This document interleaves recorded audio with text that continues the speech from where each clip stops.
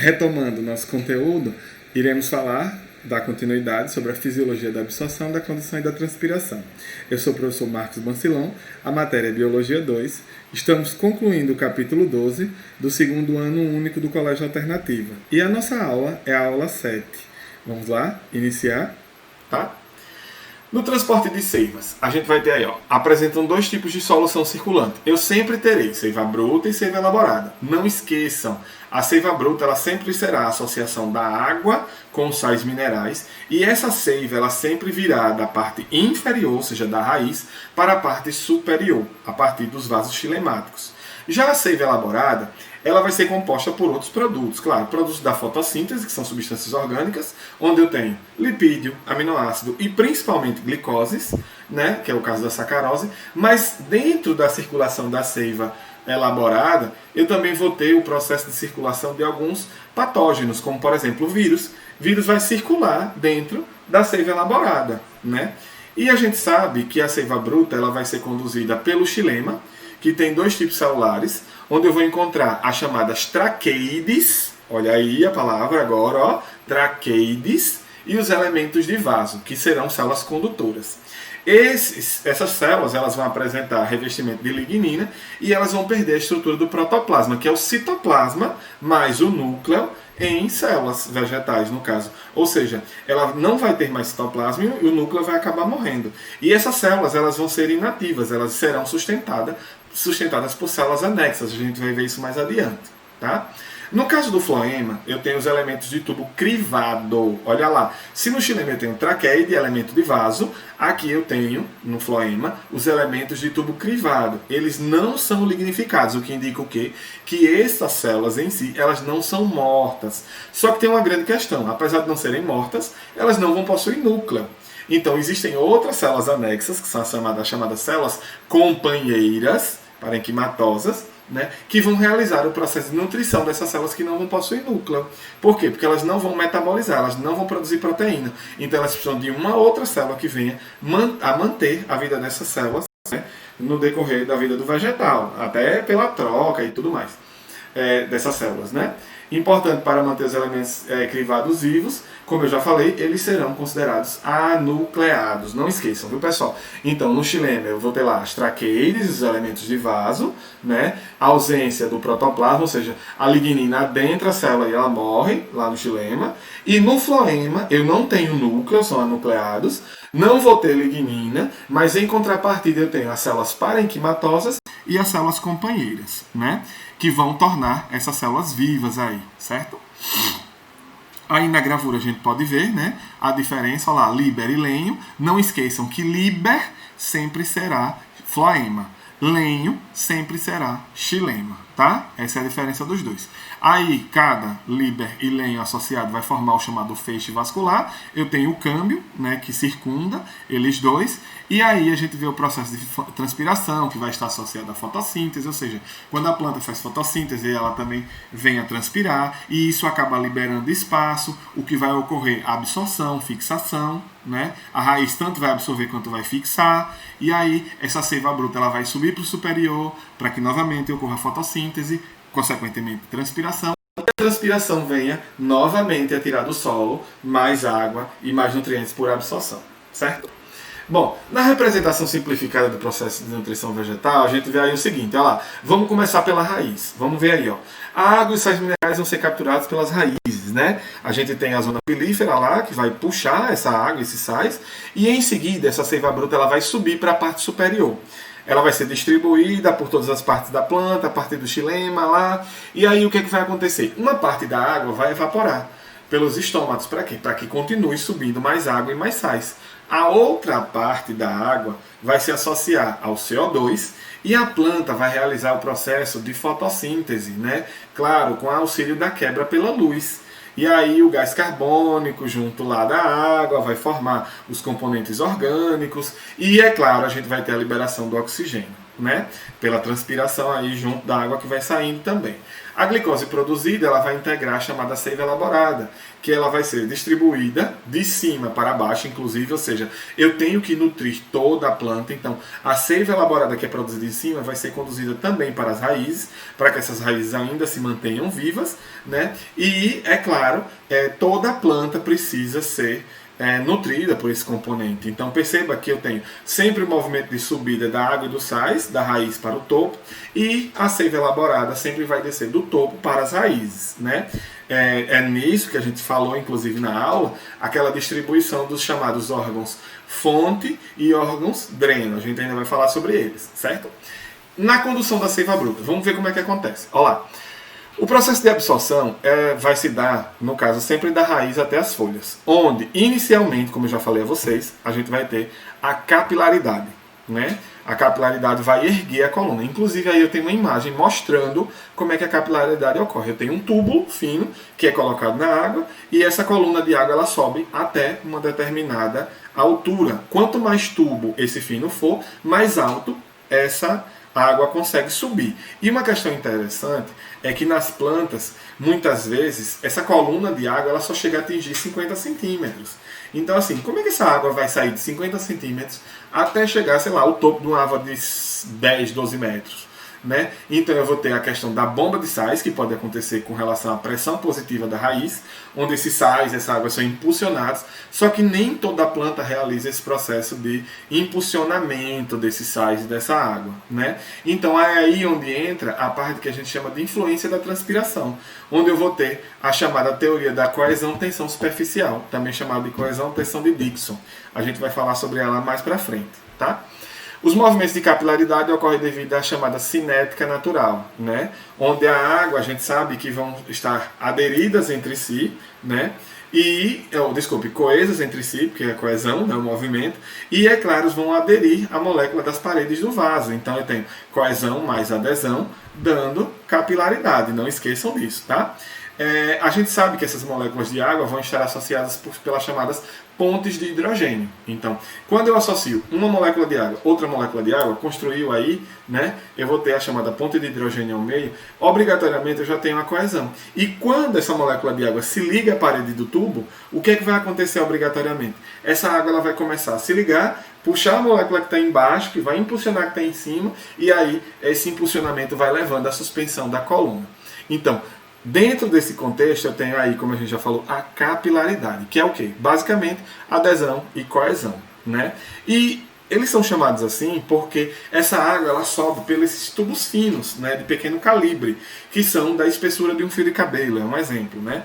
E por isso são chamados de capilares. Para essa água subir, né, a gente sabe que é necessário que ela venha a vencer o peso da coluna líquida, porque assim, essa coluna ela pode ser suspensa até um determinado ponto, ela não passa dali, porque ela não tem força para isso, né? Então, quanto mais fino for o diâmetro do capilar, mais a altura a água consegue atingir, né? E o que é que vai acontecer? Esses vasos xilemáticos, eles vão ser longos e finos. Eles vão se estender das raízes até as folhas das plantas, a gente vai ter xilema na distribuição da planta inteira, e vão funcionar como capilares, que vão variar entre 30 e 50 micrômetros, né? Nesse fenômeno de capilaridade, a gente já viu que essa água vai subir até no máximo essa altura aí, né? 30 e 50 micrômetros. Eu me atrapalhei um pouco, tá? Não é centímetro não, é 0,5 metros acima do solo. A capilaridade isoladamente, como a gente já tinha dito, não é suficiente para fazer com que a água atinja grandes alturas, no caso nas árvores, né? Ela só vai atuar como um movimento inicial. Então eu tenho outros processos associados à subida dessas colunas. Olha lá, vamos ver aí. Na transpiração, né, eu tenho a evaporação da água para o ar, o que vai diminuir o potencial hídrico. Quando essa água sai, eu preciso entrar com mais água para substituir a água que saiu. Né? E aí eu tenho a coluna subindo inicialmente, né? Lá eu tenho bombeamento em algumas plantas, lembre-se que não são em todas, e principalmente o processo de transpiração, que vai levar essa água para as partes superiores, né? Até a parte lá de cima da árvore. Na coesão, a coluna de água do xilema, ela vai ser mantida, mas lembrem-se que tem o peso da coluna que se estabelece aí, né? E na tensão, o potencial hídrico da raiz vai provocar, o baixo potencial hídrico da raiz vai provocar a entrada de água no solo, o que vai fazer com que essa água se desloque aí por osmose até a região da medula. Isso aí é um exemplo mostrando como é que acontece. Perceba que dentro do contexto do solo eu também tenho bolhas de ar, né? Essas bolhas de ar é que na verdade auxiliam esses movimentos na raiz para que a água ela venha, né, ter essa permuta aí dentro dos meios interno e externo da planta, tá?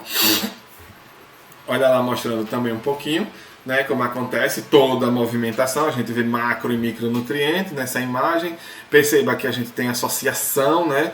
Veja que os macronutrientes eles estão em maior tamanho. Eu tenho macronutrientes primários, que são o NPK, nitrogênio, fósforo e potássio, e os macronutrientes secundários, que são o cálcio, o magnésio, o enxofre e o ferro.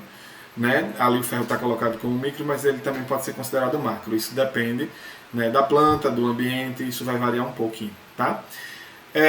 Lá no caule eu tenho o floema, o xilema. Lembrem-se que o xilema sobe, já o floema desce. Xilema sobe seiva elaborada, floema desce, xilema sobe seiva bruta, floema desce seiva elaborada. E é claro, a água vai estar associada a todo esse movimento de fotossíntese, respiração, evapotranspiração. Essa água vai sair, né, para dar entrada a mais água, e esse movimento ele tem que ser contínuo, né, que senão a planta não realiza esses processos fotossintéticos, tá?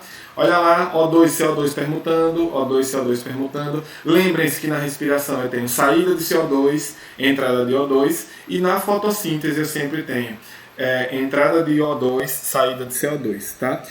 Isso também é interessante a gente entender. Por quê? Porque a gente vai perceber que existe um movimento que vai estar associado basicamente a essa entrada e essa saída de O2 e CO2 com relação à nutrição do vegetal, tá? A gente vai ver mais para frente um pouquinho. Vamos lá. Na pressão positiva, ou no impulso da raiz, a gente vai ter as hipóteses que vão explicar aí essa subida dessa seiva bruta, né, nas plantas. O que vai levar a uma pressão positiva, né, chamada de pressão positiva da raiz.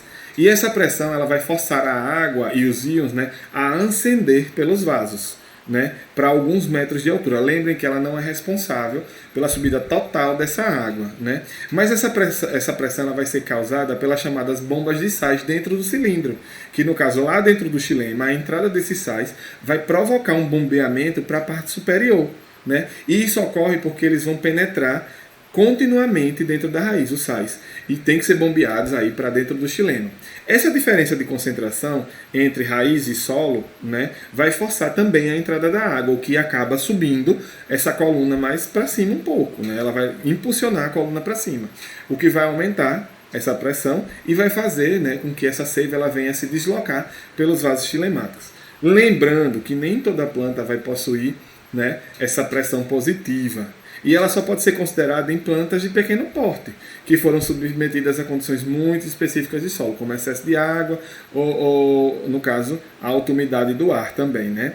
E é engraçado que a gente já ouviu falar sobre isso quando a gente falou sobre o processo de gutação lá nos hidatódios, né? Quando essa água ela guta, quando ela sai de dentro do vegetal por causa do excesso também. Porque às vezes a planta não consegue realizar essa movimentação porque tem muita água dentro do cilindro central, né? Lá no xilema. Também é considerada como uma consequência do bombeamento de íons para o interior dos vasos de xilema, e o mecanismo vai favorecer indiretamente esse movimento antecedente da seiva bruta. Como eu já falei, a gente não vai ver ele em grande constância, em grande quantidade, porque ele é específico para plantas menores, né? Herbáceas, arbustivas, de pequeno porte. Então perceba que árvores de grande porte não podem depender dessa pressão positiva, ou também chamado de impulso da raiz, tá? Aí a gente entra agora com a teoria da coesão-tensão de Dickson e Joly, né, que são os dois pesquisadores que, na verdade, deduziram essa teoria, né? E ela é consistente para explicar a subida da seiva bruta, né? Ela foi estipulada no século XIX e ela é transportada desde a raiz até as folhas pela força da transpiração, como eu já tinha dito a vocês. A perda de água leva, consequentemente, a água vai sair sob forma de vapor. E aí, consequentemente, eu vou ter uma subida da coluna. Por quê? Porque o espaço vai ficar vago. E como esse espaço vai ficar lá, nesse local, eu preciso sempre completá-lo com água. Então, o que vai acontecer? Mais água, a partir da raiz, vai entrar e vai impulsionar essa coluna, o que vai acabar preenchendo aquele espaço onde a água saiu, sob forma de vapor. E isso tem uma relação com a chamada queda de turgor. né? A gente já viu isso lá em biologia vegetal, em biologia celular, quando a gente fala dessa questão da turgescência das plantas, né? Quanto mais água, mais a célula se torna túrgida, né? Lembra que a gente brincou até disso aí na sala de aula, né? E aí essa transpiração ela vai estar associada a esse turgor, né? E claro, isso também vai levar, consequentemente, porque a água também carrega os sais com ela, ao aumento da concentração de solutos e, consequentemente, a pressão osmótica, o aumento da pressão osmótica, né? A planta vai absorver água, levando sais por osmose, e aí o movimento é contínuo, ele não para, né? Os vasos lenhosos vão absorver essa água, esses sais, e essa pressão, né? Ela sempre vai estar subindo e decaindo com relação aí ao processo de transpiração e de entrada de água e sais pelos vasos, né? A gente pode ver aí na imagem como acontece, olha lá, a absorção da raiz, né? A gente vai ver essa água subindo, coesão e adesão junto na capilaridade até uma determinada altura, em seguida a tensão de Dixon-Joule, né, levando até as partes mais superiores, a parte superior dessas árvores, né? Então percebam como acontece aí nessa dinâmica da teoria coesão-tensão de Dixon-Joule. Bom, com isso a gente vai ver que vai se estabelecer uma diferença de pressão entre os vasos da folha e do caule, né? E essa água ela vai ser forçada a se deslocar em direção aos vasos que estão com a pressão reduzida, ou seja, onde houve transpiração, reduziu a pressão, a água tem que impulsionar a coluna para aquela área. A transpiração continua a retirar a água dos vasos, né? Ou seja, o vácuo formado pela saída do vapor d'água vai obrigar a entrada de mais água, o que vai ocorrer a diminuição da pressão no interior até que uma tensão vai ser criada. E aí essa tensão ela vai provocar a subida da água, que vai elevar a pressão dos vasos do caule e da raiz. Olha como é muito interessante, né? Para um inferior ao da pressão atmosférica. E essa dinâmica de aumento da pressão, diminuição da pressão, é o que na verdade vai fazer com que a água ela venha subir continuamente da raiz para as folhas, né? As folhas, a gente vai ter a tensão que vai puxar essa água das nervuras, né, para o apoplasto e em torno das células aí da região do mesófilo foliar, que é aquela área, né, da área da folha. Em seguida, a água das paredes celulares vai evaporar e o vapor de água vai se difundir por dentro dos estômatos. E aí o que é que vai acontecer? Lá dentro da cavidade estomática, essa água, ela vai, se o estômago estiver aberto, claro, ela vai sair, ela vai começar a sair de dentro desse estômago, né? E o resultado é essa tensão aí na região do xilema, né? Que vai ser provocado também devido à questão da coesão da água, ou seja, uma molécula de água carregando a outra, puxando a outra, né? Para repor aquelas que vão sendo perdidas lá no processo de transpiração, ou seja, o vapor d'água vai saindo pelo estômago e aí vai deixando o vácuo, como eu falei, né? Devido à questão da diferença da pressão, e aí mais água tem que subir para repor, né, a água que vai saindo lá pela cavidade estomática, pela abertura estomática. Tá? Olha aí mostrando como é que acontece. Eu tenho a raiz, a entrada de água no xilema, né? E essa água ela vai subindo, corrente de transpiração, a transpiração vai puxando, né? E essa água, claro, vai subindo e vai saindo, e a fotossíntese vai acontecendo, consequentemente a transpiração também vai acontecendo, né? E é claro que eu vou ter a subida da água e por transporte ativo, né, o produto da fotossíntese vai sendo impulsionado para baixo, né? Ele vai sendo levado também para inferior para que ocorra, né, então aí esse processo de nutrição da planta. Então perceba que para subir eu tenho a força da transpiração e para descer um transporte ativo obrigatório que gasta energia para impulsionar, no caso, essa sacarose, esse aminoácido, esse lipídio, né, para diversas outras partes da planta até a chegada na raiz, tá? Na condução da seiva elaborada. Bom, basicamente o floema ele vai conduzir a seiva elaborada, que vai ser produto da fotossíntese. E ele vai possuir na sua composição, como eu já disse, sacarose, aminoácidos, lipídios, peptídeos, hormônios e, em muitos casos, a gente vê até vírus circulando aí, né, na estrutura da planta. Essa seiva ela vai se deslocar das áreas sempre que serão produzidas. Então, as áreas que vão produzir seiva elaborada são chamadas de fontes. E vão sair das fontes para as áreas de consumo, que são áreas que não produzem, né, seiva elaborada, são chamados drenos.